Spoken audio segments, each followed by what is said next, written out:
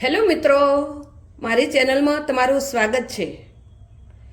મિત્રો, જમ્યા પછી તમારે ખોરાક પચતો નથી તો આજે હું જે ગોળી બનાવું, તમે જમ્યા પછી એક ગોળી ખાશો તો તમારો ખોરાક બધો જ પચી જશે। અત્યારે આમળા બહુ મસ્ત મળતા હોય છે, ઠંડીની સિઝન છે તો લીલા અને એકદમ ફ્રેશ મળતા હોય છે। તો એમાંથી આપણે એક પાચન ગોળી બનાવીશું જે જમ્યા પછી તમે ખાઈ શકો, ગેસ નહીં થાય અને કોઈ પણ ખોરાક હશે તો પચી જશે। તો એના માટે મેં 250 ગ્રામ તાજા ફ્રેશ આમળા લીધા છે, એને મેં ધોઈ અને કોરા કરી લીધા છે। સામે 250 ગ્રામ દેશી ગોળ લીધો છે, 100 ગ્રામ મેં આમચૂર પાવડર લીધો છે, ખોડ લીધી છે દળીને, સૂંઠનો પાવડર લીધો છે 2 ટેબલ સ્પૂન, 1 ટીસ્પૂન સંચળ, 1 ટીસ્પૂન મીઠું, અજમાનો પાવડર 1 ટેબલ સ્પૂન, મેં અજમો શેકી અને એને દળી લીધો છે, જીરાનો પાવડર લીધો છે, જીરું પણ શેકી અને પાવડર બનાવી લીધો છે, એ પણ 1 ટેબલ સ્પૂન લીધો છે, 1 ટીસ્પૂન કાળા મરીનો પાવડર લીધો છે। તો મિત્રો, આમાંથી આપણે મસ્ત પાચન ગોળી બનાવીશું જે તમે જમ્યા પછી એક ગોળી ખાશો તો તમારે કોઈ તકલીફ થશે નહીં। તો ચલો હવે આમળાને આપણે બાફી લઈશું। તો એના માટે મેં પાણી ગરમ થવા મૂકી દીધું છે અને એમાં કાણાવાળું એક ઢોકણ મૂકી છે, નીચે પાણી રેડ્યું છે અને હવે આમાં આપણે આમળા ગોઠવી દઈશું। આપણે આમળા બાફવાના છે મિત્રો, 15 મિનિટ માટે ધીરો તાપ રાખીશું અને આમળા બાફી લઈશું। આમળાને ઢોકીને થવા દઈશું, ત્યાં સુધી ગોળ સમારી લઈશું। હવે આમળા ચેક કરી લઈએ, કૂક થઈ ગયા છે, આ બધા ફાટી ગયા છે એટલે સમજવાનું કે આમળા કૂક થઈ ગયા છે। તો આને હવે ગેસ બંધ કરી અને ઠંડા થવા દઈશું। હવે આમળા ઠંડા થઈ ગયા છે તો એના પીસ અલગ કરી લઈશું।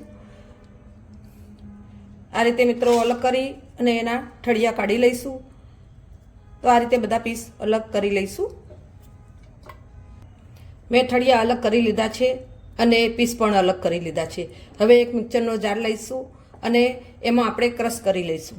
મિત્રો, એક વાત તમને જણાવી દઉં કે આ ગોળી તમે 2 વર્ષ સુધી ખાઈ શકો છો, આ ગોળી બગડતી નથી, એટલે તમે 2 વર્ષ સુધી આનો ઉપયોગ તમે કરી શકો છો। મિત્રો, તમારે વટાય નહીં તો 1 ચમચી પાણી રેડી શકો છો, 1 ચમચી જેટલું પાણી રેડીશું। એકદમ ફાઇન મેં પેસ્ટ બનાવી લીધી છે મિત્રો, આ રીતે કણી રહી ના જાય એ રીતે તમારે પેસ્ટ કરી લેવાની। ચલો હવે એક નોનસ્ટિક કટ મૂકીશું ગેસ ઉપર, અથવા તો કોઈ પણ જાડા તળિયાવાળું વાસણ લઈશું।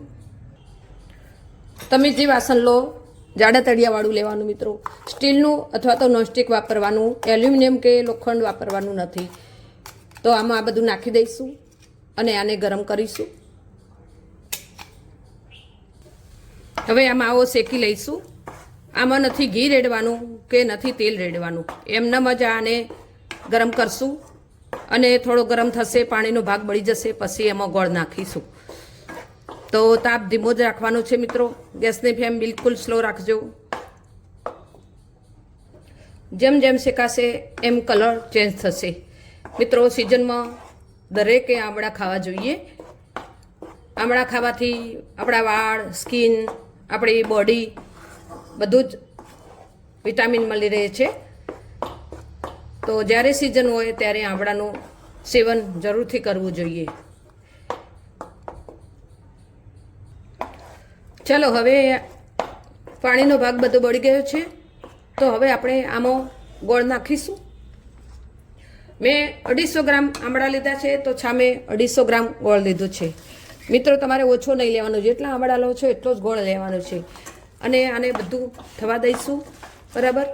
મેં દેશી ગોળ લીધો છે મિત્રો, તમે ખોડ પણ વાપરી શકો છો, પણ ગોળ આપણા શરીર માટે બહુ જ ઉપયોગી છે, એમાંથી વિટામિન્સ મળે છે અને આયરનનો સ્ત્રોત છે।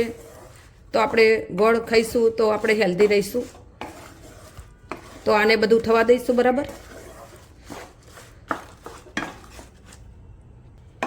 ધીરે ધીરે આપણો ગોળ ઓગળી રહ્યો છે, આ બધું કઠણ થઈ જાય ત્યાં સુધી આપણે એને ચડવીશું ગોળી વળે એવું થાય ત્યાં સુધી મિત્રો આને ચડવવાનું છે. તાપ ધીમો જ રાખવાનો. 20 થી 25 મિનિટ બનાવતો થશે, પણ એટલી મસ્ત ગોળીઓ તૈયાર થશે. તમને એક ખાશો તો બીજી ખાવાનું મન થઈ જશે, એટલી મસ્ત બનશે. અને કોઈ પણ તકલીફ હશે તમારે પેટની તો પણ દૂર થઈ જશે. આને થવા દઈએ ધીરે ધીરે.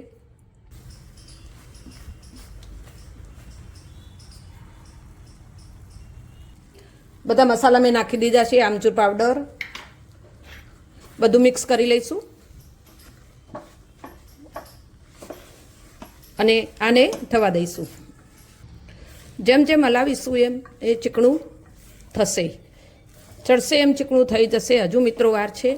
થોડું કઠણ થાય એટલે તમારે મસાલા બધા નાખી દેવાના અને એની સપાટી છોડશે એટલે આપણને ખ્યાલ આવી જશે કે હવે ગોળી વાળે એવું થયું છે. હજુ થોડી વાર છે. થોડું ચમચીમાં લઈશું અને વાટકીમાં થોડું ઠંડુ કરી લઈશું અને પછી થોડી વાર રહીને એ ઠંડુ થાય એટલે જોઈ લઈશું. ગોળી બનતી હોય તો ગેસ બંધ કરી દેવાનું.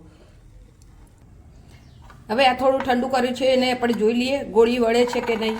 તો સાકરવાળી ઓગળી કરીશું અને આને આ રીતે લઈ અને ગોળી વાળીશું. હજુ થોડી વાર છે મિત્રો, હજુ હાથમાં ચોંટે છે એટલું કચાશ છે એટલે હજુ આને ચડવા દઈશું.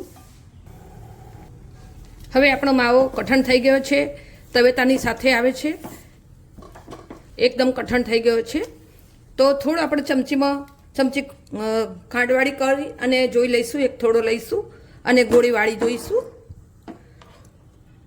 ઠંડો થવા દઈશું અને હવે જોઈ લઈએ ગોળી વળે છે કે નહીં. થોડી ખોડ હાથમાં લઈશું અને આ મસાલો આમાં નાખીશું અને જોઈ લઈશું. તમારે ઓગળી ખોડવાળી કરી લેવાની. જુઓ મિત્રો, આ રીતે સરસ ગોળીઓ તૈયાર થશે. તો આ ટાઈમે હવે ગેસ આપણે બંધ કરી દઈશું. હવે આ માવાને આપણે એકદમ ઠરવા દઈશું. ઠંડુ થાય પછી એની ગોળી વાળીશું. હવે આપણું પૂરણ એકદમ ઠરી ગયું છે. જો મિત્રો, ઓગળી કરીએ અને આ ઓગળીમાં ચોંટે નહીં એટલે સમજી લેવું કે તૈયાર થઈ ગયું છે. અને આ ટાઈમે જો ચોંટે તમારી ઓગળીએ તો ફરીથી તમારે થોડું કૂક કરી લેવાનું. તો આની ગોળીઓ બનાવી લઈએ. આમાં ડીપ કરીશું અને થોડી હથેળી ખોડવાળી કરી અને આ રીતે ગોળીઓ તૈયાર કરી લઈએ. મિત્રો, તમને જો મારો વિડીયો ગમ્યો હોય તો તમે પણ આ રીતે ગોળી બનાવી અને જમ્યા પછી ખાજો. બાળકોને પણ બહુ ભાવશે અને મોટાને પણ બહુ ભાવશે. સાઈઝ તમારે નાની મોટી કરી શકો છો. આ રીતે બધી ગોળી બનાવી અને તૈયાર કરી લઈએ. મિત્રો, તમે આ ગોળી એક વખત બનાવીને રાખશો તો 2 વર્ષ સુધી આને ખાઈ શકશો. બિલકુલ આ બગડતી નથી.